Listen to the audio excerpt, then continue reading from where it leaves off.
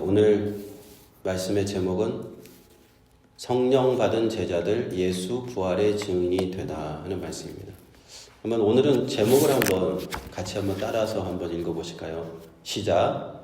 성령 받은 제자들 예수 부활의 증인이 되다. 오늘 이 제목 안에 다 이 메시지가 있는데 굉장히 중요합니다. 제자들이 예수님의 부활 후에 어떻게 증인이 되었는가, 오늘 그 말씀을 보려고 합니다. 예수님이 부활하신 후에 40일 동안 제자들과 함께 계셨습니다. 그리고 하나님의 나라의 일에 대해서 말씀하시고 40일째에 승천하셨어요. 하늘로 올리우셨습니다. 그것을 제자들은 지켜보고 있었고요. 곁에 있던 천사들이 너희들이 본 그대로 예수님은 다시 오실 것이다, 그 말씀을 제자들에게 해주었습니다. 그리고 딱 열흘이 지나서, 그로부터 열흘이 지나서 성령께서 제자들에게 임하셨습니다. 그때가 이제 유대교 그 절기로는 오순절이에요. 오순절은 그 6월절이 된 후부터 50일이 되는 날을 오순절이라고 하는데, 그날을 유대인들은 하나님이 시내산에서 모세에게 10계명을 준 날로 기념하는 날입니다. 그런데 그 오순절날 성령께서 강림하셨다 하는 것입니다. 그래서 기독교는 부활주일 이후에 딱 50일이 되는 주일을 성령 강림 주일로 지키고 있어요. 그래서 올해 부활주일이 지난 주였기 때문에 성령 강림 주일은 6월 8일 주일이 성령 강림 주일이 됩니다. 오늘 말씀에서 우리는 성령께서 임하시는 그 전후 과정을 이렇게 살펴보면서 어떻게 성령을 받은 그 제자들이 예수님의 증인이 되었나, 부활의 증인이 되었나를 보겠습니다. 우리가 성령이 오셨다라는 것에 관하여서 주로 사도행전만을 주로 생각하는 경우가 있지만, 사실은 성령을 주시겠다는 그런 말씀은 이미 성경에 미리미리 기록이 되어 있었습니다. 언제부터 기록이 되었냐? 누가복음 3장 16절에 보니까 세례 요한을 말하죠. 모든 사람에게 대답하여 가로되 나는 물론 너희에게 세례를 주거니와 나보다 능력이 많으신 이가 오시나니 나는 그 신들매를 풀기도 감당치 못하겠노라. 그는 성령과 불로 너희에게 세례를 주실 것이요 라고 되어 있습니다. 이미 세례 요한 때부터, 예수님께서 공생애를 시작하시기 전에 세례 요한 때부터 이것이 기록되어 있다는 겁니다. 예수님께서 오시고 성령을 주실 것이다, 성령의 세례를 주실 것이다 라는 것이죠. 또한 누가복음 11장에는 이렇게 기록이 되어 있습니다. 예수님께서 기도를 가르치시면서 이렇게 기록되어 있죠. 너희 중에 아비된 자 누가 아들이 생선을 달라 하면 생선 대신 뱀을 주며 알을 달라 하면 전갈을 주겠느냐? 너희가 악할지라도 좋은 것으로 자식에게 줄 알거든 하물며 너희 천부께서 구하시는 자에게 성령을 주시지 않겠느냐라고 기록해요. 분명히 예수님께서도 하나님께서 우리에게 성령을 주시겠다 예고하셨습니다.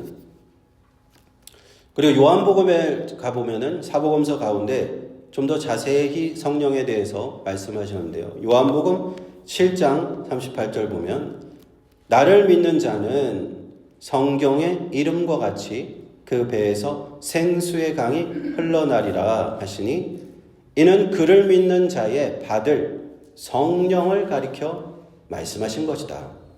가로 열고 보면은 예수께서 아직 영광을 받지 못하신 고로 십자가에 죽으시고 부활 승천하시지 못한 고로 아직 성령이 저에게 계시지 아니하였다라는 말씀이죠. 14장에 보면은 그리고 또 말씀하셨어요. 내가 아직 너희와 함께 있어서 이 말을 너희에게 하였거니와 보혜사 곧 아버지께서 내 이름으로 보내실 성령은 보혜사의 어떤 별칭입니다. 그가 너희에게 모든 것을 가르치시고 내가 너희에게 말한 모든 것을 생각나게 하시리라 하셨고요. 16장에 내가 아직도 너희에게 이를 것이 많으나 지금은 너희가 감당하지 못하리라. 그러나 언제가 되면 진리의 성령이 오시면 그가 너희를 모든 진리 가운데로 인도하시리니 그가 스스로 말하지 않고 오직 들은 것을 말하며 장래일을 너희에게 알게 하시리라.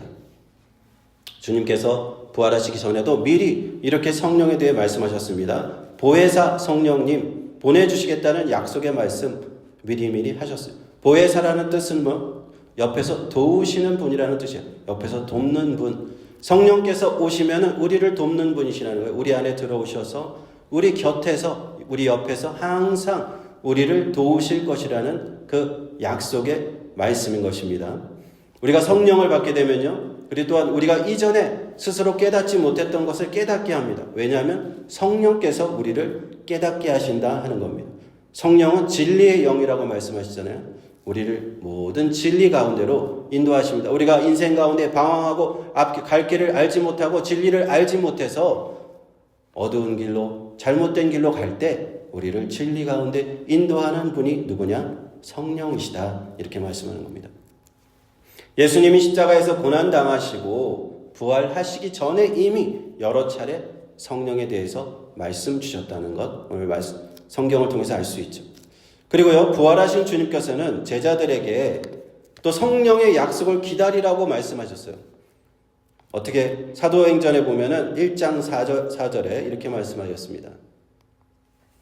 예루살렘을 떠나지 말고 내게서 들은 바 아버지께서 약속하신 것을 기다리라 하셨습니다.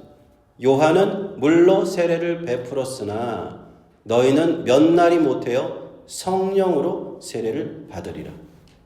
예루살렘을 떠나지 말고. 예루살렘 예수님께서 입성하시고 고난당하시고 십자가에 못 박히신 곳이 예루살렘이죠. 그러나 예수님은 원래 처음 어디서 사역을 시작하셨습니까? 갈릴리에서 시작하죠. 갈릴리는 예루살렘 북서쪽에 있는 한참 떨어진 지역에 있어요. 예수님의 제자들도 다 갈릴리 사람들이에요. 예루살렘 사람들이 아닙니다. 그래서 만약에 예수님께서 부활 승천하시면 제자들은 자연스럽게 고향으로 돌아가겠죠. 갈릴리로 돌아갈 것입니다. 그런데 주님께서 예루살렘을 떠나지 말라. 여기서 성령을 기다리라고 말씀하십니다. 그 이유가 무엇이냐? 성령의 세례를 받아야 된다 하는 것이죠.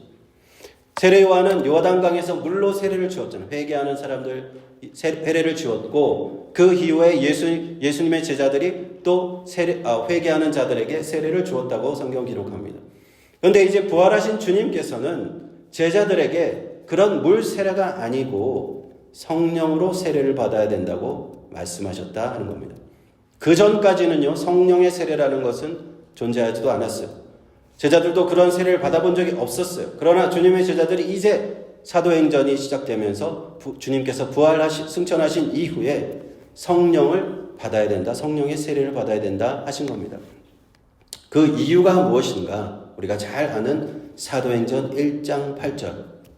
오직 성령이 너희에게 임하시면 너희가 권능을 받고 예루살렘과 온 유대와 사마리아와 땅끝까지 이르러 내 증인이 되리라 하셨다는 겁니다. 이제 제자들이 부활하신 예수님을 만나고 예수님은 제자들에게 사명을 주셨어요. 내가 부활했다는 것, 나로 인해서 구원이 세상에 임했다는 것을 세상에 알려라, 전해라, 부활하신 예수님의 증인이 되어라. 사명을 주셨는데 그것을 실행할 능력이 없어요. 아직은 제자들이 그것을 행할 수 있는 능력이 없습니다. 12사도들이 예수님과 그렇게 오랫동안 3년 이상 주님과 함께 공생의 기간을 함께 하였고 부활하신 주님을 만나고 부활하신 주님과 40일 동안 이야기를 나누었음에도 불구하고 아직은 안 된다는 거예요. 여기서 이것이 되게 중요합니다. 왜냐? 예수님의 부활의 증인이 된다는 것, 우리의 힘으로 되는 것 아니거든요. 사람의 힘과 능력으로 되는 것 아닙니다. 오직 성령의 능력이 필요한 것이기 때문인 줄 믿습니다. 사도행전을 보면요, 1장부터 마지막에 끝나는 사도행전이 끝나는 28장까지 이 성령의 역사가 기록돼요. 성령이 임하시고 성령이 충만한 제자들이 이제 예수님의 증인이 되는 그 과정을 보여주는 거예요. 그래서 사도행전에 별명이 있는데 성령행전이라고 부릅니다. 실제로 보면은 사도행전 1장부터 어떻게 진행이 되냐면요, 처음에는 예루살렘에 복음을 전해요. 예루살렘에서 큰 무리의 예수님 제자들이 생기고요. 그 지방, 예루살렘 주변이 이제 유대 지방입니다. 유대 지방에 복음을 전하러 나가고요. 그 조금 떨어진 곳이 사마리아입니다. 그 다음에 사마리아로 복음을 전하러 나가고요. 그 다음에 더 멀리 터키, 오늘날에 보면 터키나 그리스나 이 스페인까지, 로마까지 이 복음을 전하러 제자들이 나가는 것, 그 기록이 바로 사도행전이에요. 그래서 사도행전 1장 8절의 말씀은 마지막 절에 가면은 그대로 다 이루어졌구나 하는 것을 우리는 보게 돼요. 오늘날 그리고 2000년이 흐른 지금 2025년 우리 현재는 어떻습니까? 전 세계 국가의 수가 등록된 국가의 수가 195개 국가가 있다고요. 근데 그 중에서 기독교가 전파된 국가는요 190개 국가입니다. 한 5개 정도가 아직은 되지 않은 거예요. 그리고 기독교의 인구는 한 23억 명 정도로 추산을 하고 있습니다. 이 사도행전 1장 8절에서 시작된 이 기독교, 이 성령에 임하시고 부활하신 주님을 증거하라는 이 복음 전파의 사명이 지금 2025년에 이렇게 복음이 전파되는 거예요. 하나님의 놀라운 능력으로 예수님의 복음 전파되고 부활이 증거된 줄로 믿습니다. 그리고 나중에 이제 우리가 세 번째를 볼 때 이 오순절날 성령께서 임하신 장면을 한번 보겠습니다. 부활하신 예수님의 승천을 지켜본 제자들은요, 기다렸어요. 성령이 임하실 때까지 다락방에 올라가서 기다렸다라고 되어 있습니다. 11명의 사도가 남아 있었죠. 한 명 가룟 유다는 이미 예수님을 배반하고 죽었습니다. 그런데 그곳에 11명의 제자와 120명 정도의 제자들이, 11명의 사도와 120명 정도의 예수님을 믿는 제자들이 그곳에 모여서 열심히 기도를 하고 있었습니다. 그리고는 지금 기다리고 있었어요. 성령께서 임하시기를 기다리고 있는데, 기다리는 동안 그 한 명의 공석이 생겼잖아요. 그 사도가 12명인데 한 명의 공석이 생겼기 때문에 그 한 명의 공석을 채웁니다. 그래서 그것이 사도행전의 1장 21절에 기록되어 있는데, 그 사도를 뽑는 한 명의 사도를 채우는 조건이 있어요. 그 사도를 채우는 조건은 뭐냐? 12사도가 되려면 어떤 조건을 만족해야 되냐면, 요한의 세례부터, 바로 예수님께서 요한의 세례를 받으시고 공생애를 시작하셨잖아요. 그때부터 시작해서 예수님의 부활 승천하신 때까지 항상 함께 다니던 제자 중 한 명을 선택해야 된다 하는 거죠. 그 중간에 뒤에 나중에 들어온 사람은 안 돼요. 처음부터 예수님과 함께 있었던. 그래서 12사도라는 것은 그 마지막에 한 사람이 더 들어오지만 처음부터 예수님과 함께 있었던 그 사도 12사도의 조건이다 하는 것입니다. 그리고 그들은 사도를 뽑았는데 마띠아라고 하는 제비를 뽑아서 마띠아라고 하는 사도를 뽑아서 12명의 다시 사도가 만들어집니다. 그리고 사도를 그렇게 뽑은 이유는 무엇입니까? 21절에 보시면은 예수의 부활하심을 증거할 사람이 되게 하여야. 그렇게 12명이 이제 한 명이 모자라니까 뽑아서 예수님의 부활을 증거하려고 그렇게 기다리고 있고, 마침내 오순절이 이른 것입니다.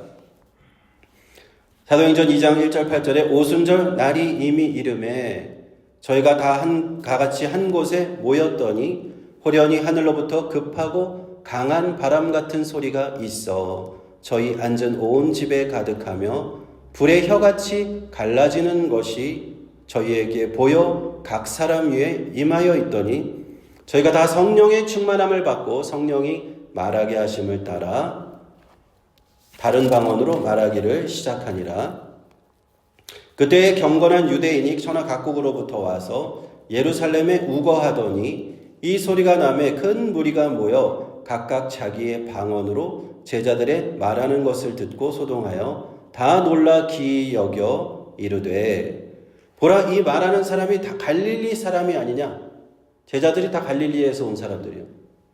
그런데 우리가 각 사람의 난 곳 방언으로 듣게 되는 것이 어찌미뇨? 라고 되어 있습니다. 제자들이 오순절날 제자들에게 성령이 임하셨을 때 이런 모습이었습니다. 강한 바람 같은 소리와 함께 성령이 임하셨고 불의 혀처럼 갈라지는 것이 보였습니다. 그리고 성령의 충만함을 받고 다른 방언을 말하기 시작했어요. 이 방언은요, 당시 그 예루살렘, 이스라엘 주변에 있는 국가들을 얘기합니다. 디아스포라 유대인이라고 하는데 유대인들이 그 주변 국가에 이렇게 퍼져서 살고 있었어요. 그런데 이때를 다 기해서 예루살렘 성전으로 이렇게 모였던 사람들인데 그들이 자기 나라 말로 알아듣기 시작했다는 거예요. 제자들이 성령을 받더니만 갑자기 외국어를 구사하게 됐다는 얘기예요. 한 번도 외국에 나간 적이 없는 사람들이, 외국어를 배워본 적도 없는 사람들이 갑자기 성령이 임하시니까 그 나라 방언을 말하기 시작했다는 겁니다. 우리가 창세기 보면은 11장에 바벨탑 이야기가 나오죠. 바벨탑은 노아의 홍수 이후에 인류가 다시 이렇게 번성하게 되었을 때 전 세계 사람들은 원래는 하나의 언어를 쓰고 있었다고 말합니다. 그러나 악한 사람들이 모여서 악한 계획을 세우고 하나님을 향해서 반역을 하고 바벨탑을 하늘에 닿게 쌓기 시작하자 하나님께서 오셔서 그 인간들의 악함을 보시고 그 말을 혼잡게 하셨고요. 그리고 서로 이해하지 못하니까 전 세계로 흩어졌다. 그것이 바벨탑 사건이죠. 그런데 예수님의 부활하신 이 오순절날 어떤 일이 일어납니까? 성령께서 오셨을 때 이 바벨탑 사건과 정반대의 일이 일어난 거예요. 바벨탑에서는 언어가 혼잡해졌는데 이제 성령께서 오시니까 모두가 성령의 언어를 알아듣는 그런 역사가 나타나는 거예요. 하나님의 구원이 예수 그리스도로 말미암아 이 땅에 임했을 때 이제는 온 인류가 그 구원의 언어를 알아들을 수 있게 된다 하는 것입니다. 그러므로 예수님께서는 그 모든 언어를 성령의 능력으로 통일하셨다 이렇게 봅니다. 그러므로 오순절 성령 강림이 이렇게 제자들에게 방언으로 임한 것입니다. 이제는 그 방언을 가지고 자신들이 받은 그 외국어를 가지고 제자들은 세계에 나갈 수가 있는 것이죠. 그렇게 그 방언하는 것을 보고 거기에 모인 수많은 사람들이 깜짝 놀라게 됩니다. 그리고 그들 향해서 베드로는 예수님의 복음을 전하기 시작합니다. 사도행전 2장입니다. 이 예수를 하나님이 살리신지라 우리가 다 이 일의 증인이로다.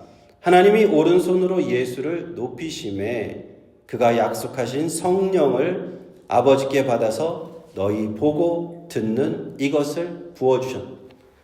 깜짝 놀란 사람들, 우리가 다 외국인들인데 우리나라 말로 다 알아듣습니다. 저 갈릴리에서 온 사람들, 자기 외국어도 모르는 사람들인데 우리가 그 사람들이 하는 방언을 다 알아듣습니다. 깜짝 놀란 그들에게 베드로가 이 복음을 전하는 거예요.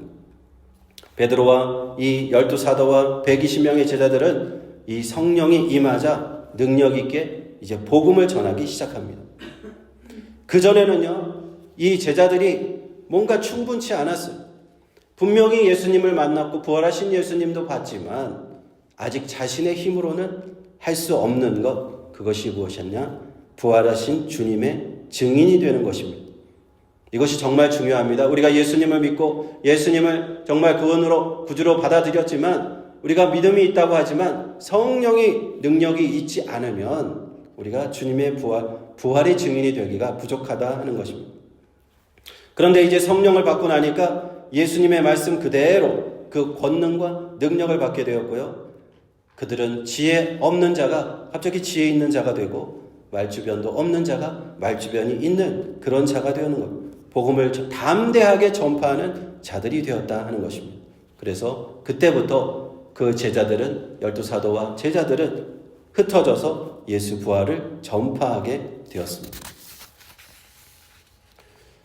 사도행전 2장에 계속해서 그런즉 온 집이 정령 알지니 너희가 십자가에 못 박은 이 예수를 하나님이 주와 그리스도가 되게 하셨느니라. 저희가 이 말을 듣고 마음에 찔려 베드로와 다른 사도들에게 물어가로되 형제들아 우리가 어찌할꼬 하거늘 베드로가 가로되 너희가 회개하며 각각 예수 그리스도의 이름으로 세례를 받고 죄사함을 얻으라.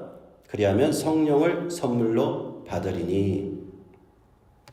당시에 예루살렘에 있던 사람들은 유대인들이 모였습니다. 이제 명절을 맞아서 각처에서 흩어져 있던 유대인들이 모였는데 그들에게 복음을 전하였고 그들이 그거 복음을 듣고는 마음에 찔렸다라는 겁니다. 마음에 찔렸다는 것은 무엇입니까? 바로 자기들이 그 예수님의 십자가에 죽으실 때 동조했던 사람들이거든요. 바로 본디오 빌라도에게 넘기라고 소리쳤던 사람들이 다 그 유대인들입니다. 그래서 유대인들은 그 마음에 그것을 찔림을 받고 베드로에게 물어보는 거예요. 형제들아, 우리가 어떻게 해야 되냐? 그러자 그 묻는 유대인들에게 세 가지를 얘기해 줍니다. 첫째는 회개해라. 두 번째는 예수 그리스도의 이름으로 세례를 받고 죄 사함을 받아라. 그리하면 성령을 선물로 받으리라. 이것이 베드로의 전도였어요. 그날 그 베드로의 복음 전도를 듣고요. 그날 많은 사람들이 세례를 받았다고 되어 있죠. 그날만 예수님을 믿은 제자의 수가 3,000명이 더하였다고 성경은 기록합니다.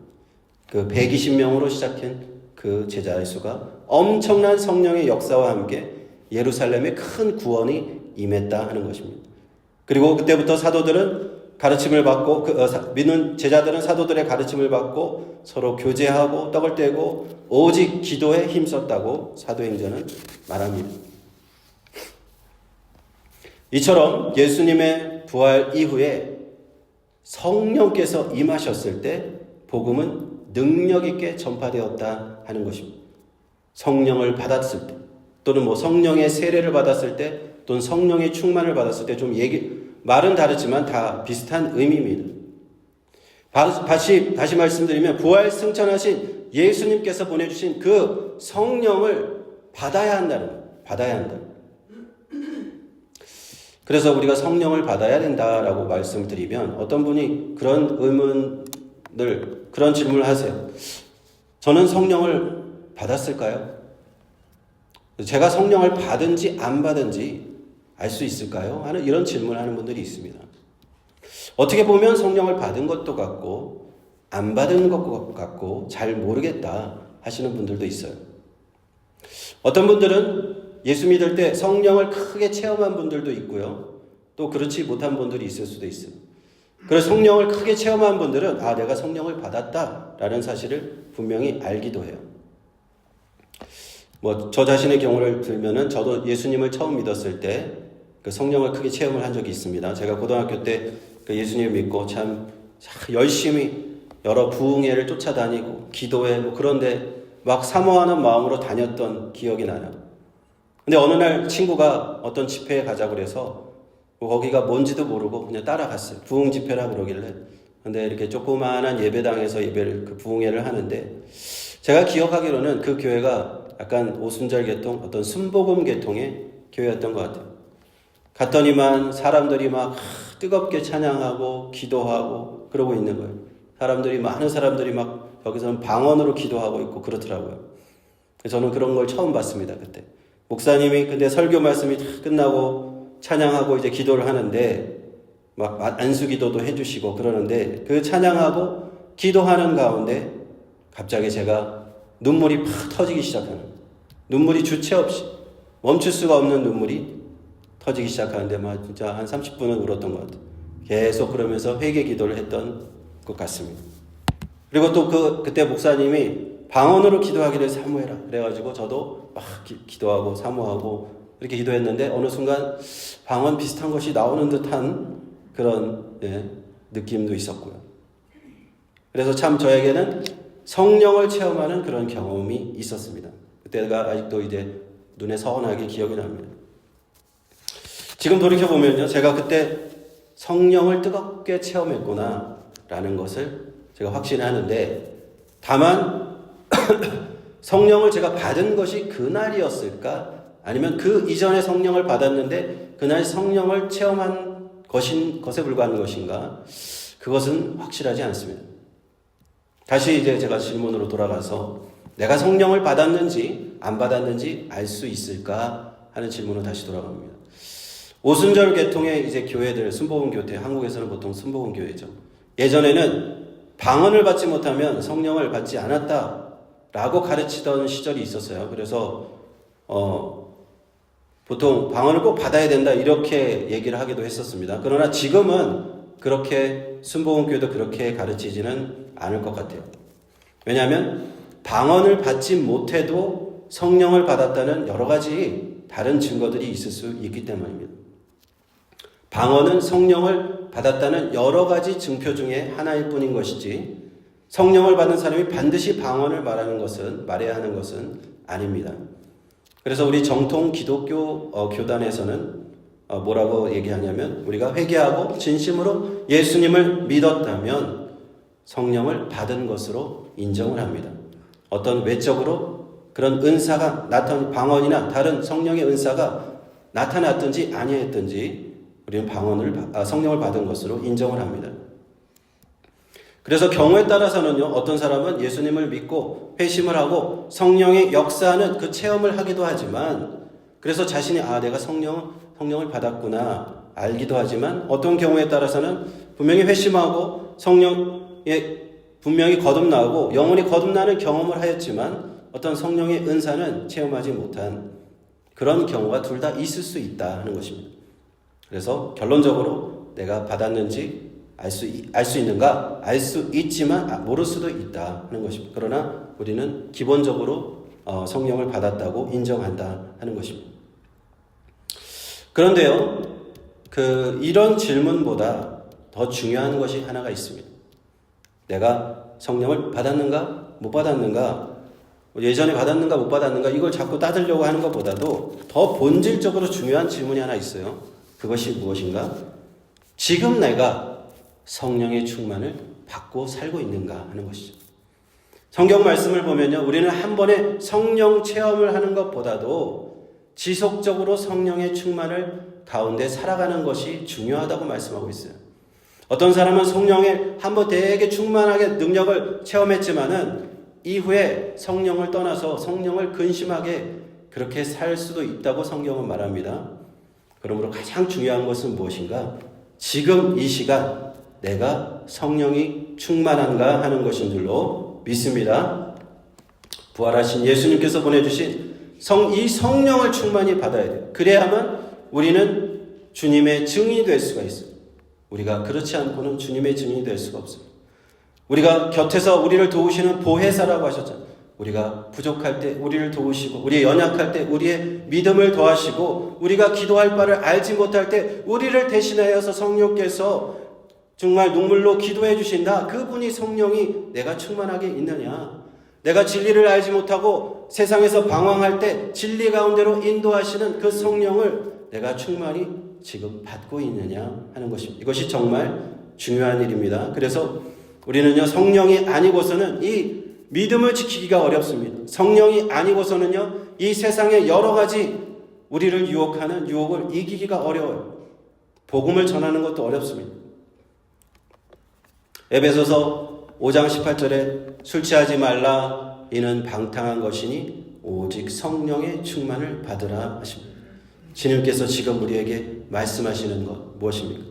꼭 술만 얘기하는 것 아닙니다. 술 취하는 것만 얘기하는 것 아니고요. 세상에서 우리의 이목을 끌고 우리를 육신의 정욕과 안목의 정욕과 이생의 자랑으로 자꾸만 세상으로 방탕한 삶으로 하나님을 멀리하는 것들, 그런 것들을 이기려면 오직 성령의 충만을 받으라 하신다는 겁니다. 그러므로 우리는 성령의 충만을 위해서 기도해야 될 줄 믿습니다. 말씀을 공부해야 될 줄 믿습니다. 예배와 찬송에 열심히 내야 됩니다. 성령이 임하시고 나의 삶 속에서 청면이 충만하게 되면 내가 자연스럽게 변화가 일어나게 되고요. 내 속에서 자연스럽게 성령의 능력이 흘러나오게 돼요.